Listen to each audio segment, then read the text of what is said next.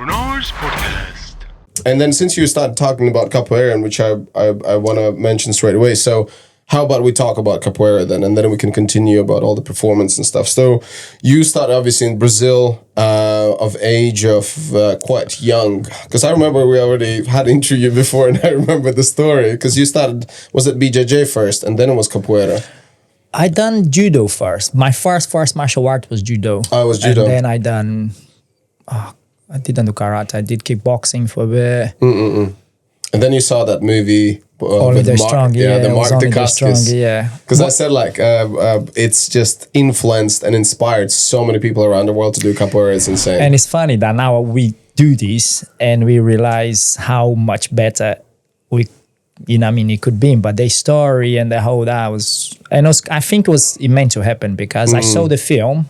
I seen capoeira before, but I never gave too because much. no one showed it that way. And also like Mark Dacascos, whose martial art background was totally different. He never done capoeira. If you look at now, he's not as a capoeira. No. But you can but still you can appreciate that someone would actually go and learn, at least the basic moves, the basic stuff. Yeah. So some acrobatics. So if you look at his ginga, which is like the main step for the capoeira, how would you call it?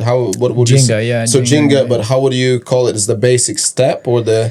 Is the stand. I mean, we call it the soul of capoeira because everything comes from there. But like on boxing, you have your standing, right? It's the same thing. So it's like a stance. Yeah, it's the stance for that specific martial, but it's hard to explain. But everything is coming from there. Yeah, I never thought about it because it's like it's a stance, but it's a moving stance all the time. Yeah, you do that if you go on kickboxing. That's true. You go from one side to the other. In karate as well, and we go back and forth. Yeah, and it's the same movement actually. It's the same stance, but we're constantly doing it. Yeah, and that's already like a freaking workout right there. So you saw that movie, and then you remember the age? Yeah, it was. When I saw was kind of from 13 to 14. I actually officially started was 1998, officially. And because we're the same age, most likely we saw it at the same time. Could be at the same time I saw it as well. Yeah. But the only difference is like in my little village, there was no capoeira schools or anything. But for you, obviously. In Canada, right? Where you started? No. I lived in Latvia. No, but you started capoeira in Canada. When I was 26 years old. Oh, no, I started when I was officially 13 to 14. Yeah. Was the film that kind of opened my eyes to it. And then was like, I was actually playing football that made me decide what I wanted to do it. Like I was really into football back then.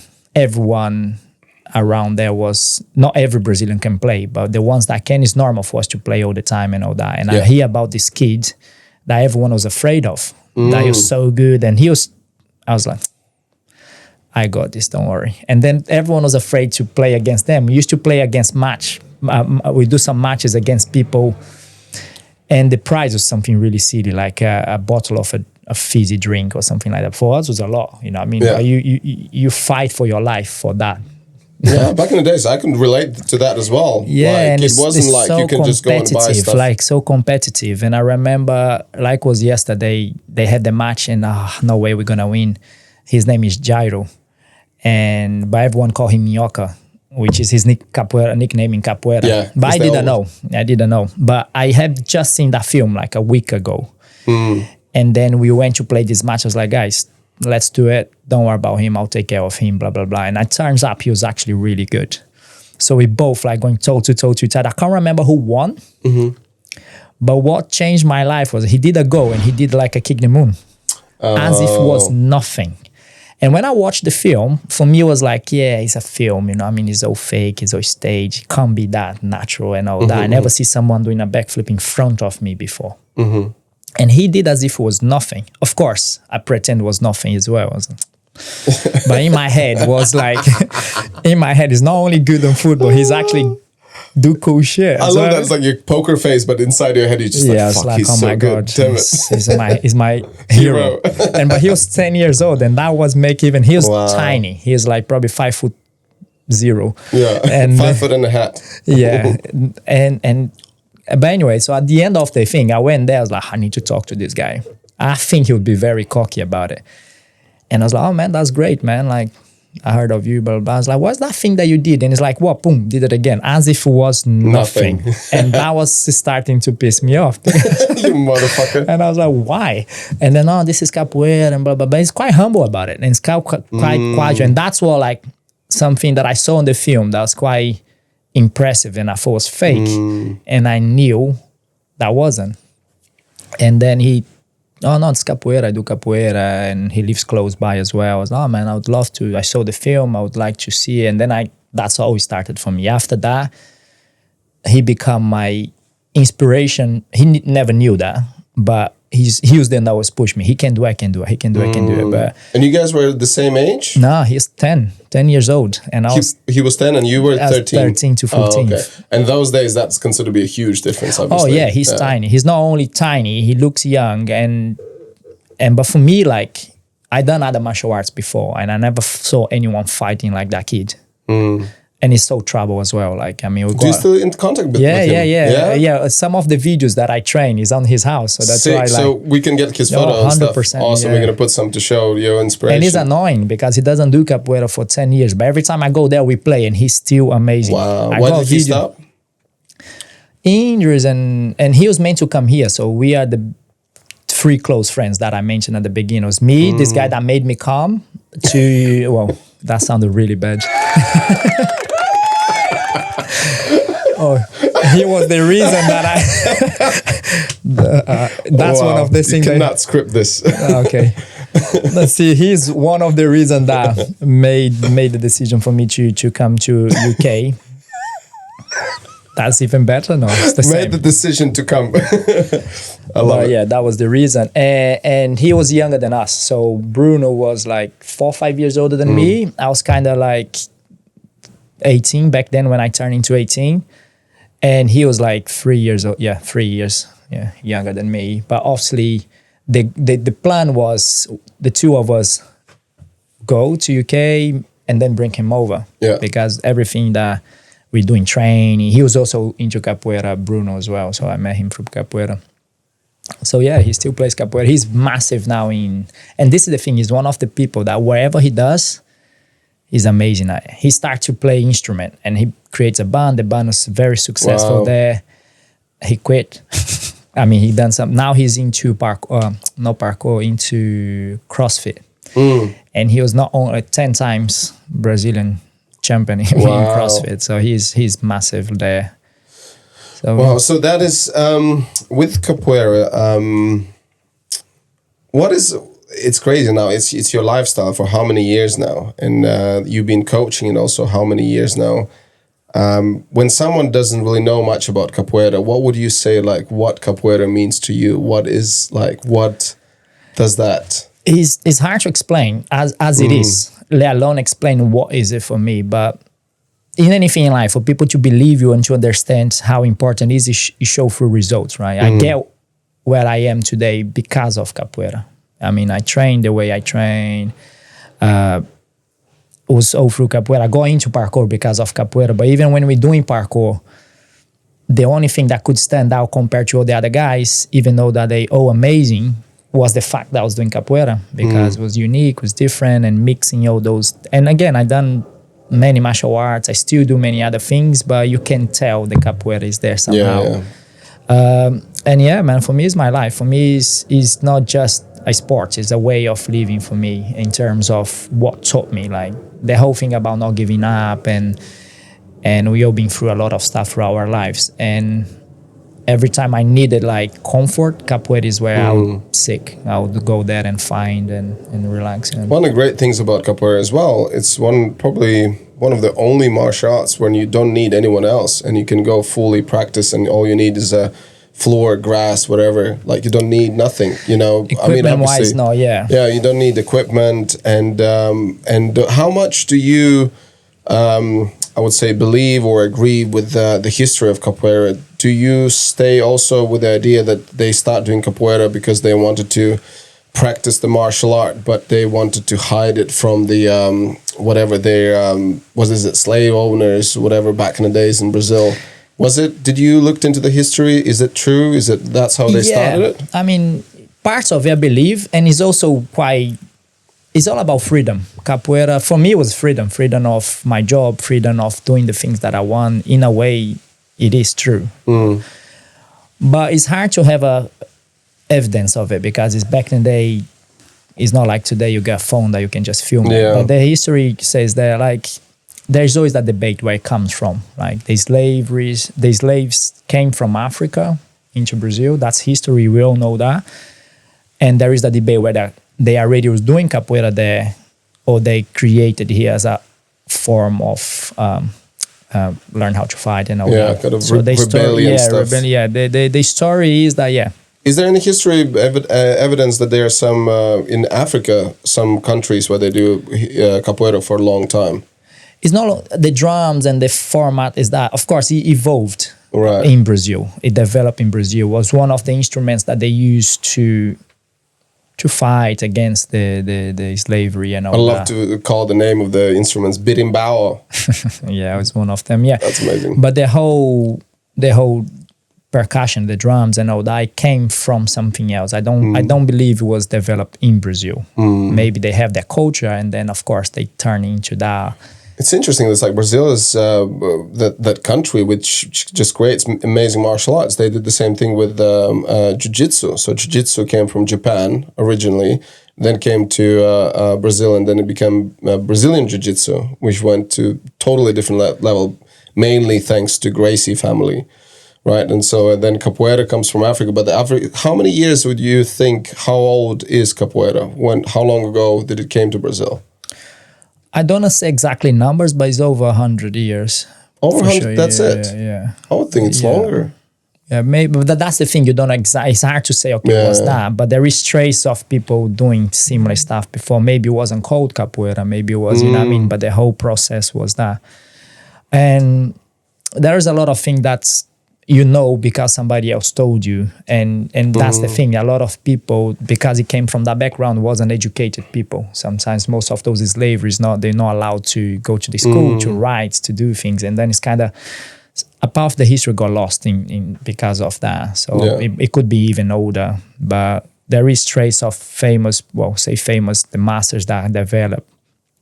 They were slaves. And then they lived up to the 50s, 60s and all that. And of course, back then we already have histories of that. One of the things what I'm being quite, I would think I would know a little bit about it, but can you tell me more about the grading system? How is the grading works for capoeira? How many belts are there? And then also every time you do the grading, there's also like a whole ceremony. It's like you come together, you do the roda, and then you show your tricks and whatever. And does it happen that you kind of want to go for grading, but then they don't give you the belt because you masters see that you're not good enough, or master put you forward for grading because they know that you're ready? It depends. Change from school to school. There are schools that's like that. You do exam first, and of course if you pass the exam and then you forward. Some people, they do the exams on the day, so you study how many months or whatever it is for that belt. There are criteria. By this belt you gotta know how to do this and that, playing the instruments or whatever. So some schools doesn't, some schools do, you know what I mean. But you can't hide it, you know what I mean. You can see people like same belt but different groups, but one is better than the other, one knows more than the other. It all comes to how much they put into it. And in capoeira, unfortunately, it's not that unified. For instance, jiu-jitsu, a black belt in jiu-jitsu is a black belt in jiu-jitsu anywhere. But in capoeira, a teacher belt in some group is 15 numbers and another group is 10. It has less belts. So it changed from, they try to unify. Past few years they've been trying to unify that, but it's a very there's no like international standard. No, it's very difficult. They're trying to, but who is it to judge? You know what I mean? Okay, why your school is better than mine? That kind of is, it's kind of difficult. And how many would you say, like, what are the biggest schools and how many of them are around the world? It's hard to tell, man. Like, you got good 10 to 15 big ones where they have. But nowadays, especially with the social media and the internet, some people are very famous online or on the social medias, but that doesn't mean it's a big school. But I read something, I don't know if it's true or not, but there are more people playing capoeira than there are people playing football, which is like, wow. But it doesn't surprise me because you can go anywhere in the world and you find someone that's doing capoeira. But I speak for myself, I was never too good on promoting myself online, even though that promotion is what would get me jobs. But I never cared. I was so happy to to be earning money doing what I do, so I never care. And I know a lot of people is like this. There is so many talented people, not only in Brazil. Nowadays, capoeira is anywhere. A lot of people that, like in France, a good person that inspires me a lot in capoeira, he's not even Brazilian. But, you know what I mean? It's hard to tell how many people was the biggest. But also the idea that they have to be a Brazilian to be amazing. That's gone a long time ago. I think that's great. That's everywhere now. The same thing with Brazilian Jiu-Jitsu, which I mentioned already before. It's, doesn't matter where you're from. Like, you get passionate about it. And I learned this long time ago, and I live by it. For me, there isn't the best martial art. It's the best artist. The best. Whatever martial art person that does. Depends how much you put into it. It's always the case. And it's not because I do capoeira and you do BJJ or taekwondo, you know what I mean? It depends how much you put into that. One of the, things what I think is great or amazing about capoeira is just so versatile. So if you do certain martial arts, let's say it's Muay Thai or karate. So you do your forms, you do your kumite with the fighting, and that's about it. You guys are having parties, you play music, you play instruments, and then it's kind of develops to, and it's so nearby or close to dance like forró, for example, which you dance a lot in London, I know. Then what's the samba? Yeah, it's huge as well. It's kind of like when capoeira, when they have like a festivals or whatever, like you see capoeiristas doing their thing, there's a samba there, and it's like, and that is so embedded in that Brazilian culture, right? And it's beautiful when your kids can go and learn all these things, and even if you're not a good singer, eventually you're gonna get decent singer just because you practice all the time. Yeah, it's anything, right? So wherever you practice, the discipline always pays off. But that's the deal, like when you mentioned about forró, a lot of stuff is not part of, that's why it's so hard to describe capoeira. For me, I was into forró, I wanted to learn forró, and the way for me to learn forró is practicing, but I was teaching so much that the only way I could do, part of my warm-up, I used to play forró for me to be able to get the rhythm. And then my students go into it, and then it become a thing, okay, on our socials after the part. And because that's the thing, is part of our culture, as you mentioned, we're very friendly, always into like socializing and all that. And that's one thing, like we always say, capoeira, there is the beginning, but there is no end. Once we start, it doesn't matter. And I've been doing for 28 years. My teacher's been doing for 40. And you look at like, it doesn't take that long to learn wherever the movements. Yeah. You know what I mean? Is continue. Like how many people do any other discipline? Oh, I'm a swimmer for 10 years. I say, you got your medals, you can swim like a fish, but what else to it? It's just you and the pool, you know what I mean? Same thing with other martial arts. When you get to black belt, if you don't compete or if you don't have a school, you're gonna get bored of it. And with capoeira, I train by myself. Most of my stuff is online now because of the filming, I can't commit to a class, but still going, still excite me every time I learn something. But the thing is also else. Like when you get injured, for example, if you get injured in karate, you're not gonna go and just go sit and watch. If you get injured in capoeira, you can still go play an instrument. You can still sing. You can still be part of it. You belong to it. Yeah, you can still help. That's the thing. That's the music. I think it's music. I think something is hard to explain why, but music does.